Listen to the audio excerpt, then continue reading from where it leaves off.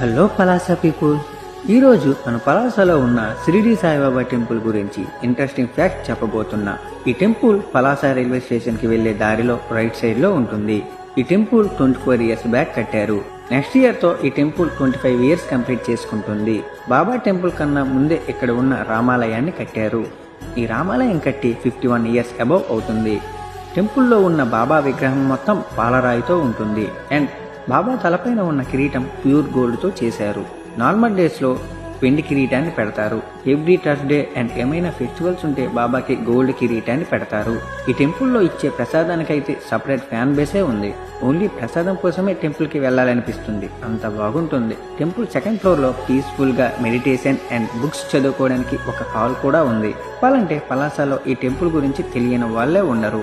ఇంకా టెంపుల్ గురించి చెప్పడానికి చాలా ఉంది. పార్ట్ 2 లో పెడుతున్నా, వెయిట్ చేయండి. అంతవరకు అవర్ పలాస పేజ్ ని